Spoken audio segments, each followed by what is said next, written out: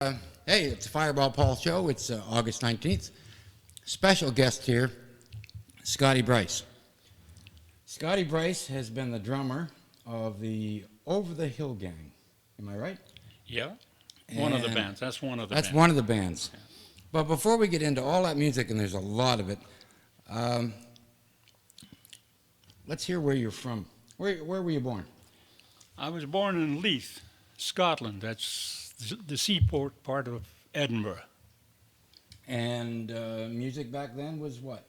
Zero over there, just a fan. Oh, really? Buying jazz records and stuff like that. So how did you come to be a drummer?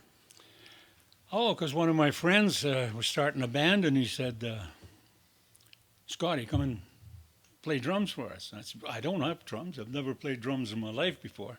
He says, "No problem. Anybody can do it," he said. So I went and bought a kit of drums, and I started playing and fumbling around and stuff. And then it just gradually wore on to me that it's steady, You played with Dirk Grantham for a lot of years. How Oh, many years? yeah, 25 to 30 years, somewhere in there. 25 years. Yeah. And hey, folks, he's the last guy standing here for the band too. You're the last one Exactly. on Earth. They've all gone. So you can say whatever you want about those boys, and they can't say a thing. I can tell lies about them too, but I can tell the truth. They're more fun. Well, I've heard some stories. You've told me some stories, and I want to get some of these out there. There was one time you boys were playing. Now, where was it when they brought some livestock right in on the dance floor? I was trying to remember that town. I can't remember, but it's northwest of here. It's just off of Highway 10, north of Brandon somewhere, And I think it was during their fair or something, And we all set to play the gig in the hall, and it's full of people. And then to bring this damn cow in there, yeah. And to bring it right to the in front of the stage, and they put a little fence thing around it and threw some straw. And that was it. They left it there for the night. It sat there, and we got a guitar playing freaks, and we got kicking on the drums and all the rest of it. And this poor animal is sitting right in front of us, giving the odd mew and moo every now and again, But I forget the name of the place, but I couldn't remember who was all there. I mean, this is a long time ago. And then so Terry Human says, right. You remember that thing when they brought that cow into the place? And that was just last week. I couldn't remember he was there, And Terry would have played, what, bass for you then? He was playing bass. I guess our bass player took the night off or something, Oh, yeah. So. Wow. Yeah. You grew up, or I should say you were born, what, during the war? Oh, no, before the war. I was born in 1936. So you've seen a lot of that before you came over? Oh, yeah, I was eight years old at the end of the war. Wow. Yeah. And then what, you jumped a steamer and came over? Yeah, but I had 3 brothers and a sister who were already in Canada. They were shipped out during the war. I was too young, so my mother kept me at home, Oh, wow. So they all came back here except for one brother. He stayed home there, and then I thought, well, I'll come out here because I had a friend in Tokyo at the time. I used to do judo, and we used to do the circuit there, putting on displays for people and stuff like that. And he was over there getting another Dan or a different number belt. Mm-hmm. So I thought, well, I'll come to Canada, I'll visit my brothers and stuff, jump ship in Vancouver to Tokyo, go visit him, and then jump ship and come back to the old country, Oh, fantastic. But, I met a girl here, and he got married, and I didn't have enough money to buy a bus ticket out of town again, that sort of thing, So. Well, your wife is one of the 3 that have a new CD out. Yeah, but that's my second wife. That's your second wife? Yeah. The one that sings like a bird. Yeah. So the Sharp Sisters. And I remember I sent their CD. I took it down with me. And then folks down there in New Brunswick are now listening to it down there. So they love the music out here. That's good. By the way, what caused you to get into jazz of all things? Because you've got great. It's just jazz voice, that's right? all we used to listen to at home, like when talking home, I'm talking back in Scotland. It was all jazz stuff, and the dance halls there were huge, and there was big band jazz, really good swing bands. Every week there'd be one at the big dance hall, and then every day of the week there's good swing band at the main dance hall we used to go, and they were huge. You know, thousands of people. Restaurants, bars, everything in there. Right. So I mean, there was a big deal. Those places. So when you came to Portage and somebody said, "Hey, let's pick up the drums and see if we can get something going here," did you know Dirk then? I met Dirk when I came to town in 1958, and I came to Canada in '57, but I came here in '58, and I was in a boarding house, and one of the guys in the boarding house says, "Well, let's go over to the fair." So we went over to the fair over in the island, and we met up with this bunch of guys that he knew. So we were all chumming around together, and Dirk was one of them. So I got to know him, and we'd go visiting all the time, and we'd go down and play cards there, or he'd be practicing and playing his guitar and stuff like this. So he already played for a band that's they were called the Brooker's Bombshells. That was the name of the band then. And this other guy came along who played great jazz accordion. He was a Swedish guy. Hans Carlson was his name. Played great accordion. And he was the guy I was working with at Campbell Soup at the time. And he says, "Come on, let's get the drums and we'll go playing." So we started this little band. We were called the Imperials. Oh, really? Okay. And Dirk was still playing with. Now, how many piece band would that be? How many piece band would that be? It was maybe 4 or 5, Little Stan Winterstock, you knew Stan? Yeah. He used to play lead guitar in there, like it's just going back a long ways. We had a bass player from Winnipeg. Well, I was playing the drums and Hans on the accordion.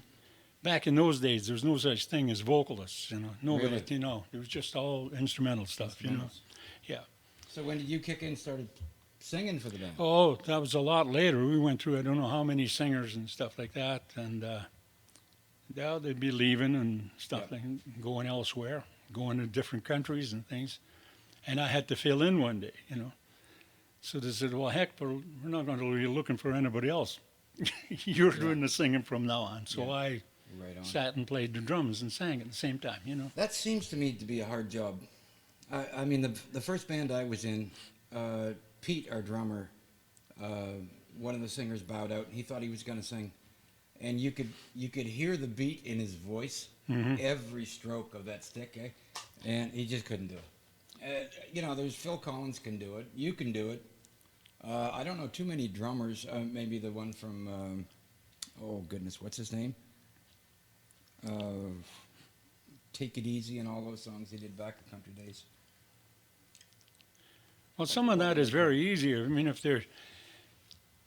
it's like a country stuff, I mean, it's always left hand on the off beat, so you're just going on. There's no problem.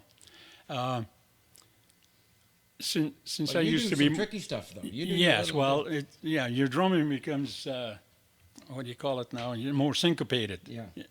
With the thing. It's not just the steady beat. You're putting in the full stops, the apostrophes, and all the rest of it in there. Accentuating little things, and you're playing an offbeat to accentuate something else. So it's if you can do that, you just sort of start to ignore it. You just ignore what your hands are doing, and you just sing any way you want. It might change your phrasing slightly, but that's about it. I mean, you take guys like Willie Nelson. He's nobody in the world with a stranger phrasing than him. He comes in late, he comes in early, and all kinds of things. But that's his way of singing. He does whatever he wants to do there. So you can do what you want as long as you come back to the stop sign at the right time. Exactly. Really. Drum kits. How many drum kits have you gone through in the? 3. 3. And your favorite? What's your favorite drum? The ones I still have, but I don't use them, but they're in the garage all the time. What model now? They're CB700s. That's what they are. Oh, okay. They're, I believe, made by the same outfit that makes Ovation guitars. The set I had before that, they were Ludwig's. They're higher priced. Right. And Ludwig's a good. It's a good drum. Yeah. The first ones I ever owned were like I said, it was the first time I was going to use them. I just needed something that Yeah. I could get through as use as drums, and that's about it. They were Stewart's. Stewart. Oh, was Stuart. what I they were remember called. Stuart. Yeah. Now the only thing wrong with them was you were talking skin heads. There was no plastic heads, you know. Actual skin. Yeah, actual skin, yeah. So they were sort of a pain, you know. If it was damp out, it was like trying to play on a mattress or something, you Oh, know. really, really, Yeah, really? soft and Wow. that sort of thing. So you didn't get the bounce with your sticks and things, Right, you know. right. But like that would really affect like some of the rock players or something Mm-hmm. like that, because it was because I mean they're playing what rolls, you know, 9, 10, 11 stroke rolls, this kind of stuff, you know. Right. So they need that bounce all the time. Whereas I'm more playing shots than Yeah. rolling, you know. I was So looking it's at some easier. of the songs you boys did. All of Me, fantastic song Yeah. there, man. Wichita Lineman, Georgia, Frisco River, House of the Rising Sun. Now, when these folks, I'm gonna play that for them. When they hear House of the Rising Sun, tell me a little bit about what went on when you recorded House of the Okay. Rising Sun. Now, 'Cause this is a great story. yeah. Now, like I always tell people, there was only the three of us there, you know. There was Dirk, myself, and maybe Captain Morgan or one of these guys. You know, they were one of them, you know. Yeah. Maybe it was Johnny Walker. I'm not sure. But there was somebody there, but they were in a bottle, you know. But we were half-bombed, just Dirk and I. And we were down in his basement. It was a Saturday afternoon. And I was laying on the couch because I was really enjoying the sauce there, you know. And so was he. So he starts playing away and he wants me to sing. So he just picks up a microphone, he sticks it into his guitar amp, and he starts playing this song, you know. So I had to sing it with him, you know. So if you're going to play some it, fantastic reverb on that song. Some fantastic well, reverb. that the reverb that's on there is because of the guitar. He's putting that on the guitar, but it automatically goes on the voice too, Sure, you know. sure. But it's like I'm But singing. you were laying on the couch, right? I was laying on my back on the couch, yeah, with this old fat mic Yeah. stuck up there. You know, there's 2 or 3 things on there when I was in that same position. You know, but it was a great afternoon, just him and I. You know, but maybe you'll hear just actually how good a guitar player he is, and his chord work was fantastic. He'd play chords that you needed 10 fingers to get that one chord. You know, One of those guys, but yeah. he could do it with Yeah. 5. You know, Yeah. and he was really that good. So. You do what you want I with it. definitely will. Yeah, we're going to run all of these ones later on in the program, and you might just see Scottie's picture up there, and him singing this song. So, Highway 40 Blues. So you did some blues too. Well, that's a country thing. That's that was, you know, our keyboard player was at the end was little Bart McKay. Oh yeah. And that was his kind of music, you know. So we did something for Bart's him. gone on to some big things there with Yeah. recording, hasn't he? But on that number, I do the first verse, and then Billy, our bass player, Bill Watson, our bass player, he does the second verse, and then Bart McKay sang the third verse. You know. You've had a lot of players go through the band. You and Dirk stayed with it the whole time. Yeah, Billy and Dirk. As a matter of fact, I heard that you guys should have actually taken the act rate to Vegas, just the two of you. Yeah, You know. it was suggested. Yeah, Yeah. it was suggested to us. So who's all gone through your band? You had, I think you said you had some players from the Double Eagle band even. Yeah, Pop by. the first one that went to the Double Eagle band was Guy Dyer, you know, and the next one was Charlie Brennan, and then when we folded up, Bart McKay went with them, and then he went with the Joyner Brothers after that. Oh, really? Yeah. Wow. So So you've had a lot of talented lads yeah, pass through your yeah. doors, yeah? Yeah. Wow. The you kind of sound like, who's the lad there in Toronto? Hey, and that's not to mention that Terry played in the band Oh, that's too. right. Terry played in the band as well. Yeah. Yeah. Yeah. Terry's a pretty solid boy that way. Man, he can jump in on a bass just about anywhere with anybody and do what they're doing. Yeah, he did. I could never do that myself. We were the first band, he told me, the first band that he ever played with, played bass. The Really? first time he played bass was with us. Yeah, No kidding. that's what he said. Yeah. So you would play the dances. Yeah. And you played Winnipeg a few times, I would assume. Yeah, we did not that many. There's a couple of bars, but mainly like weddings and like private dances. We did a few for what's his name? He used to own the radio station. I think you know who you mean. His wife looked after the museum in there. Asper, Izzy Asper. Right. Izzy Asper was a real good jazz type fan, you know, and we'd get hired by him, and we would pick up usually a couple of guys from Brandon Right. that played the horns, and a sax player and piano player or something like that. you So know. now, did you ever play for the Hells Angels or anybody like that? No, we never played for them. No? No, but we did play for the Mafia. We played Well, at let's one hear gig. about that one, It was yeah. paid for by the Mafia. I shouldn't say we played for them, but the guy is obvious one of the family, and that's. And I'll tell you, there was one guy came down the hallway. He's wearing his pink pinstripe suit, and he had the spats on and everything. And this guy looked like he just came out of someplace in Sicily or something, you know. And I remember saying, if that guy was carrying a violin case, I'd be on the run out of here, you know. Yeah. But we were playing for a wedding for a musician in Winnipeg, an Italian musician, a really nice guy. Right. And like he said, his family is the ones from down south, the big Right, family. But it was his wedding. There must have been 550 people there, a big full dinner, and that hotel close to the airport out there. You know, that big new joint there many years ago, though. Could have been Al Capone's cousins or something. Who knows? Eh?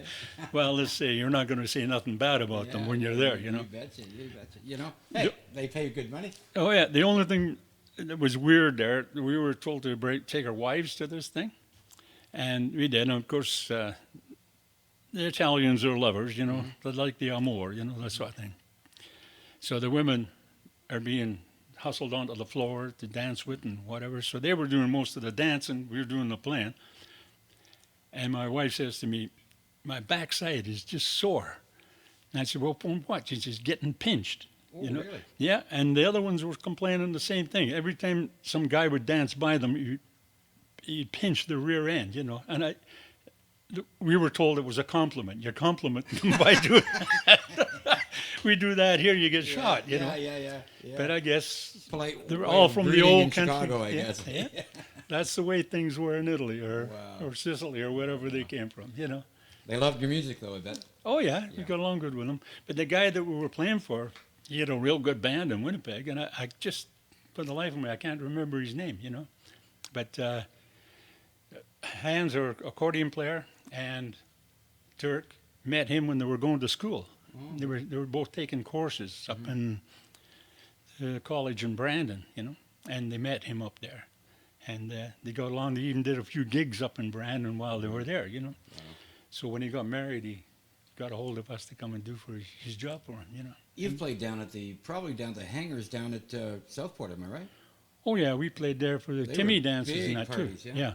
The Timmy Big dances were there. Yeah. How many people would show up for that?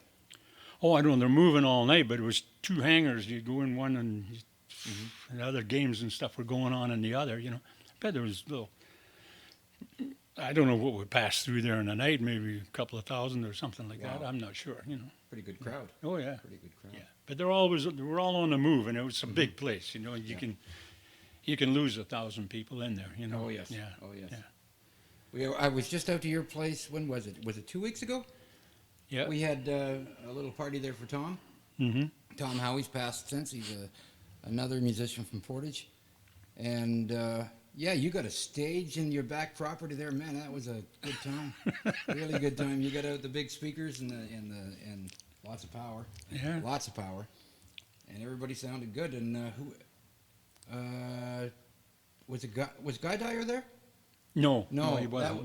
that was Charlie was there. Charlie was Yeah. there, and Tom's daughter is married to. Oh goodness, he played as well. I'm trying to think. Guy Dyer. Keith Haddad. Keith Haddad. Yeah. Good picker Yeah, he was from the from the Double Eagle Band. Double Eagle Band. Yeah. Yeah. And yeah, that was fantastic. You had a couple of parties out there for Tom, actually. Yeah, Worked yeah. out pretty good. Yeah. Yeah. He got a good send-off. Everybody good enjoyed send-off. themselves anyway. The first one, they came home fat because they ate lots, you know. Yeah, no, that was a really good time. We had fiddle players there. My goodness, we had just bluegrass players. Hmm. You put on some of your stuff with you and Dirk, and it sounded just fantastic, man. Yeah? Fantastic.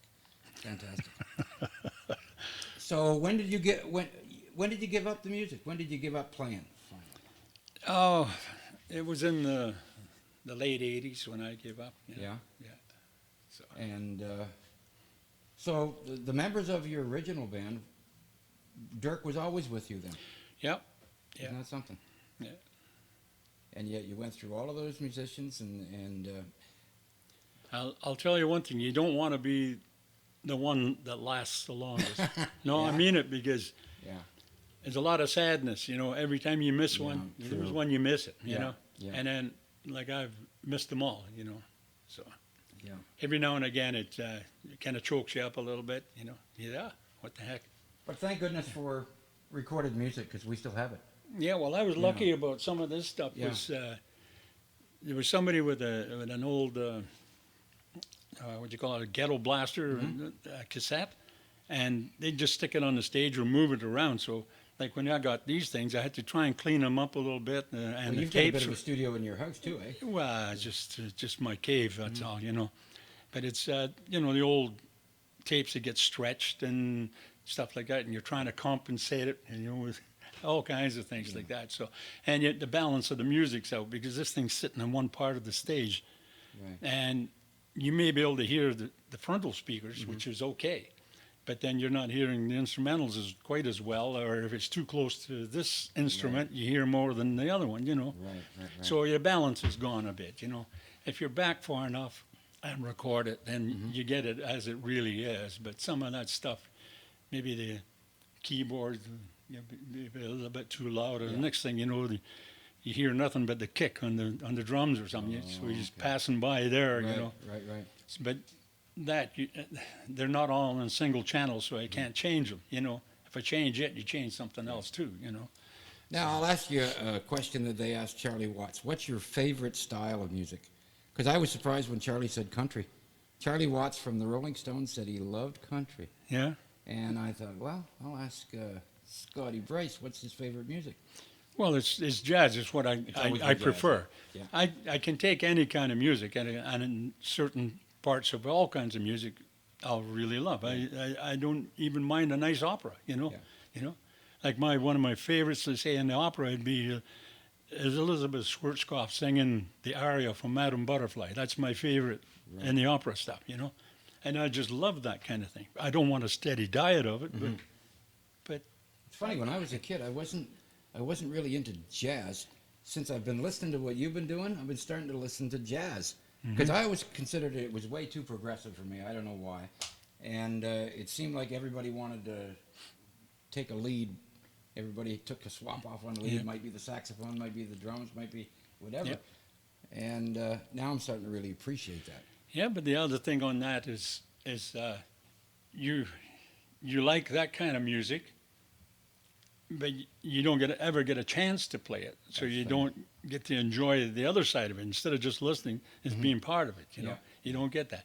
We used to have quite a few guys that loved jazz around town here, and all our bands are all started that way. You know, and we tried to. I shouldn't say intentionally. We tried to play that all the time. We only played that for our own enjoyment. Right. We knew we couldn't go and play a gig doing that, you know. But you got to remember, where did blues go to? You know, the jazz is the blues, you know, this sort of thing too. Yeah. But then it gets into progressive type blues, so it becomes progressive jazz, and you know, Yeah. that sort of thing. But if you like blues, you like jazz, because that's where the hell it come from, you know, really. Well, I was looking at the story of country music, rock and roll, and whatever. Back in the day, a lot of it came from the Black South. Yeah. Oh yeah. You know, Yeah. the Yep. spirituals, the especially the blues. You know, they could Yep. write blues. Well, they lived the blues. Yeah. You know. Well, that was their sad songs. Yeah. You know, that was their storytelling sad songs. But when you start playing it with instruments instead of just singing it, you'd get up and you'd play it a different way than the last time you heard it. You know, Right. you're Interpreting ad-libbing it, a yeah. little bit here and you're adding to it and this sort of thing. So it becomes your trademark how this piece of music comes out. It's somebody else's trademark the way they do it, Yeah. you know. Yeah. And none of them's wrong, you know. They're all correct, but none of them is wrong. You play it whatever way you want to play it. And I suppose the beauty of that is each night it's just a little different, and it makes it interesting. Oh yeah, Makes it interesting. Yeah. You know, I would rather see somebody. How did Terry say it one day? Sometimes it's the mistakes that make the show. Yeah. Yeah. Yeah. Yeah. If, Sometimes. if you don't make mistakes and you always do it exactly the same, it's very boring, because you may as well put it on a piece of paper, write it, or put it on a tape or something and play that all the time. You know, if it's going to come out the same as coming out of a sausage machine and every sausage looks the same as the last one, you know. That's what I love about these things. These things are live. Yeah. Live music. I mean, the House of the Rising Sun. Well, some of these, like I Especially. said, there's early ones, that the House of the Rising Sun, and those other ones, those are from maybe around 79, 79. 1979. So that's a long way back, Yeah. you know. Wow. That's just when the tapes were coming out. Yep. Yeah. So now, when you first started listening to music, what was your first record you bought? Oh, Do you remember that? no, I don't remember that. It would be, back in the long plays days, you know. It would be some jazz stuff, because Yeah. when I was 15 or 16, that's all I used to play on the record player at home was Right. different bands. And when I was that age, I remember going over to see Stan Kenton over in Dublin, Ireland, you know, because he couldn't get into Britain Oh, really? because of the union things, you know. So he could get to Southern Ireland because of the union thing. It was okay. But the band that was a warm-up band for him, I used to dance to about every second week. And his name was Ronnie Scott Orchestra, they call it. Okay. And if you've ever heard of the Ronnie Scott Jazz Club in London, England, that is the jazz club of the world, you know. Really? And that's the same guy. And Stan Kenton said, like, who were those guys? He couldn't believe how good these guys, they just rocked, you know, Yeah, really yeah. good, you know. And to show how good they are, Lena Horne married the drummer in his band. So Really? she used to sing there all the time Wow. as a permanent singer, you know. So now you're talking top of the line stuff Yes, here, you are. you know. Yes, Yeah. you are. My Good goodness. stuff. You got to listen to the best. Yeah. You yeah. got to listen to the best, yeah. Yeah. Wow. And I remember guys like Dizzy Gillespie and stuff like that, famous trumpet players. He's up in the brass section when you're playing there, you know. Wow. Good stuff. Wow. Wow. Yeah. See, You guys wanna- I've always said I was born just a little too late. If I was just back another 10 years, I could have been in there. you Yeah. know? Now, here's the thing. You people that live in Winnipeg, if they ever go to like the Silver Heights there on a Saturday afternoon, well, not right at the moment because of this environment thing, thing, yeah. you know. But you go there, and sometimes you get blown away with the people that's there, you know. Like guys get up and play. You go in there, and the guy that owns the place blows drums there Yeah. too. I was in there one day, and Reggie Callan was my favorite drummer of all time around here. I met him there, and he sat in and played a little bit there, you Wow. know. And who's playing the piano but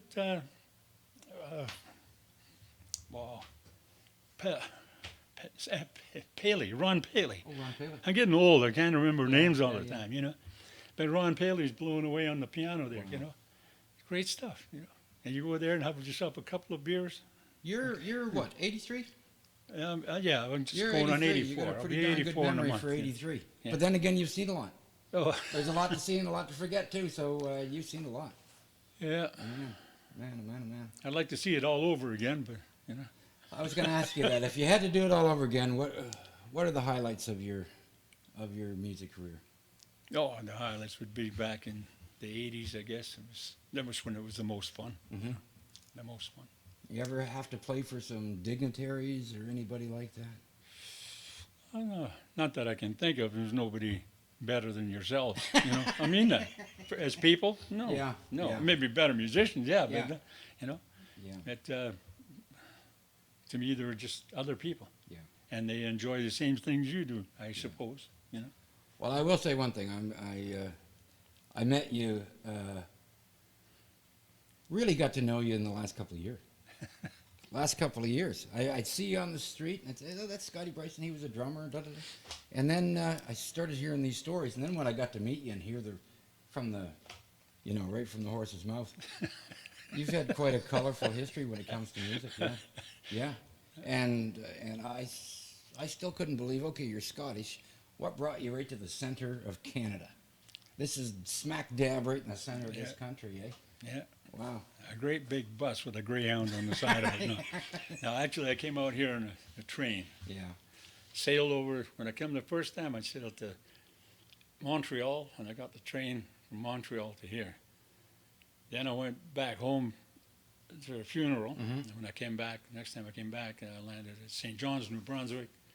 Then went to Montreal, and then I got the train from Montreal out to here. Wow. Now, Portage, it was a city paved in gold back then, right? Oh yeah, it wasn't even paved. It was the Trans-Canada Highway ran right through it. That was the only paved street Really? in the town. Yeah. Everything else was dirt? Yeah, there was one paved road went north to the Manitoba School down there. That was paved. Wow. All the rest was all ditches with little boardwalks going across the ditches and stuff. And that would have been what year when you first came to town? I came in 58. 58. Yeah, 58. How many people would be in Portage? Exactly the same as there is today. It's never got any bigger or hasn't got any smaller. That's amazing. I've been here for 20 years. It's the same thing.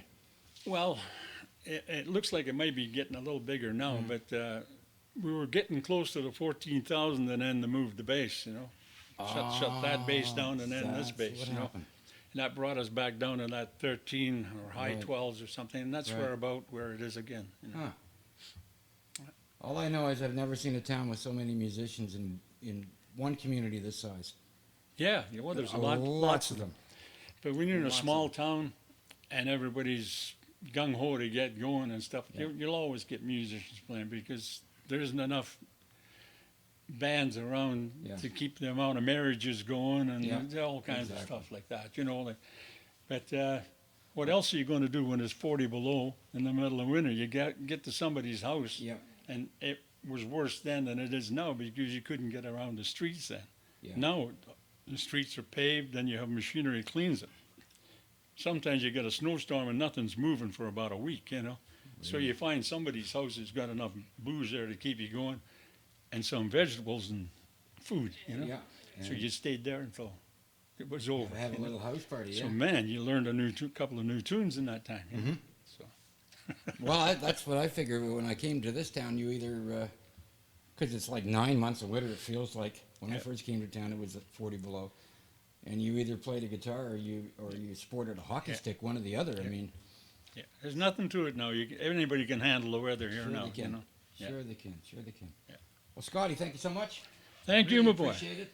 Oh, yeah. And we're going to play some wonderful music from this man's band right now.